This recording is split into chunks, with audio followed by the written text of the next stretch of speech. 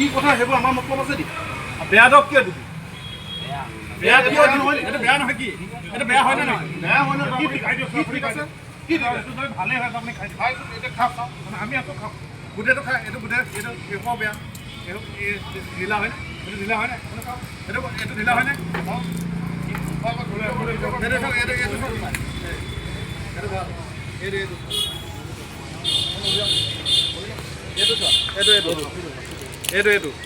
এইটো দৰৱ খাব পাৰিবনে এইটো দৰৱ কোনে খাব পাৰিবনে এইটো খাব পাৰিবনে এইটো বেয়া নে ভাল এইটো বেয়া নে ভাল এইটো বেয়া নে ভাল দৰৱটো বেয়া নে ভাল বেয়া সেইটো ফাইলটো ভেকুৰ এইটো বেয়া নে ভাল বেয়া আছে ন এইটো মানুহে দুটা খাইছে 3 নম্বৰটো কেলে বেয়া হ'ল কেনেকে বেয়া হ'ল কেনেকে বেয়া এতিয়া ভাই কি আছে ইয়াত যেনেকা নাখুন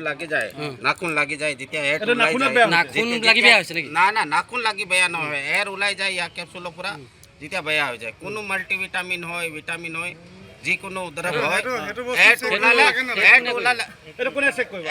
আমি তো এনেকা ভাল ষ্টিপ দিছো এতিয়া কোনো ভাঙা নাই তো কেনেকা কি বেয়া হৈছে আমি জানো বেয়া তো আমি যেনেকা এৰ ওলোৱা পাছত বেয়া নিজেই হৈ যায় মাল্টিভিটামিন বেগেৰা এৰ ওলোৱা পাছত বেয়া হৈ যায় হা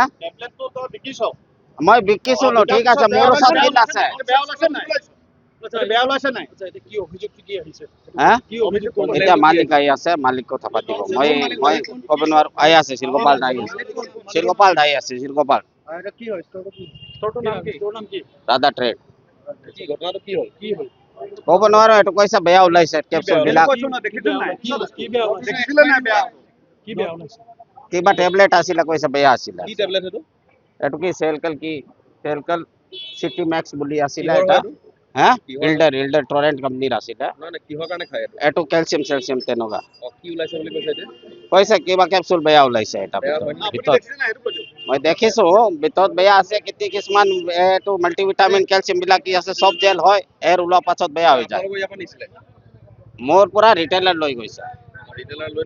ৰিটেইলাৰ ইয়াক কাষ্টমাৰক দিছে এতিয়া কি হৈছে আমি এক্সপায়াৰী নাই দৰৱ বিলাক এক্সপায়াৰী একো নাই কি ডেমেজ কেলে হৈছে কেতিয়াবা এৰ ওলাই যায় না চব জেলৰ পৰা এৰ ওলোৱা পাছত বেয়া হৈ যায় এতিয়া কি হৈছে কেনেকুৱা হৈছে মই গম নাপাওঁ হয় মই নিজে পৰিলক্ষিত আমি আহিছিলোঁ দেৰগাঁৱৰ পৰা এজন মোৰ বন্ধু তেখেতে দৰৱ কিনিছিলোঁ 18 তাৰিখে তেখেতে খাই থকা অৱস্থাত তেখেতৰ মিছেছৰ কালি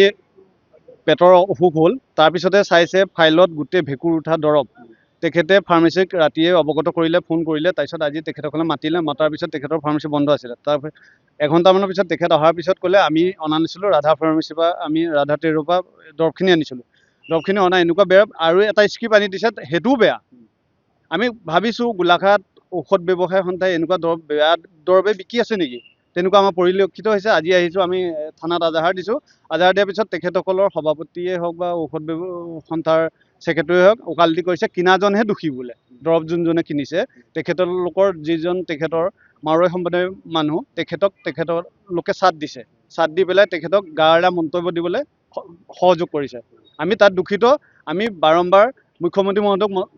মাননীয় মুখ্যমন্ত্ৰী মহোদয়ক এটাই অনুৰোধ জনাইছোঁ এনেকুৱা বেয়া ব্যৱসায়ী বেয়া দৰৱ বিকাটো বন্ধ কৰক আজি এটা দুখ লগা ঘটনা আজি গোলাঘাটত ঘটি গৈছে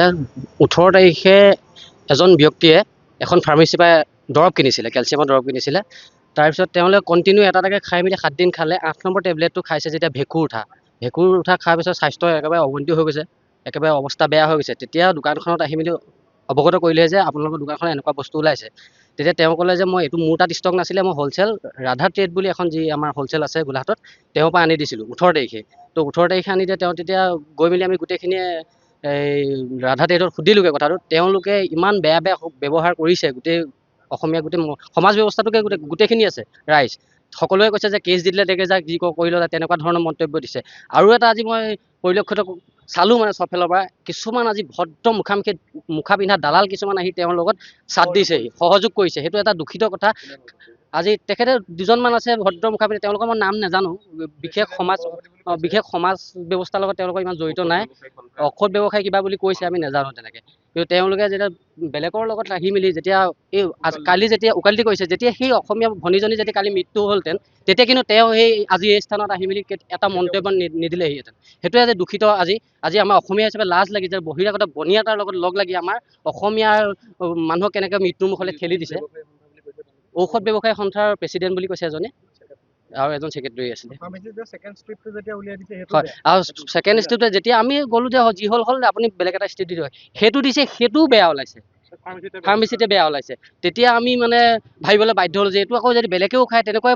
পৰ্যায় হ'ব, তেওঁ কাইলৈ যদি মৃত্যু মুখত পৰে আকৌ বেলেগ এজন মানুহ, তেতিয়া আৰু বেয়া হ'ব কেনে কথাটো। সেইকাৰণে আমি গোটেইখিনি অৱগত কৰি যে থানাত কেছ দিয়া হৈছে।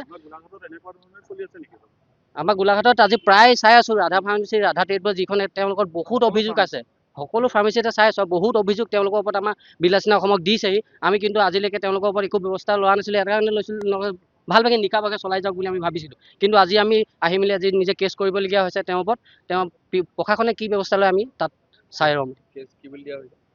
তেওঁ যে আজি মৃত্যু মুখলৈ ঠেলি দিছে যে এগৰাকী মহিলাক, যে তেওঁলোকে তথাপি গায়েৰে মন্তব্য কৰিছে, সেই মন্তব্যখিনি লৈ আমি ক্ষুব্ধ হৈছোঁ। সেইখিনি আমি কেছ দিছোঁ। সেইকাৰণে যিকোনো খবৰৰ বাবে যোগাযোগ কৰক 7099017330 লগতে 7099017110 নম্বৰত।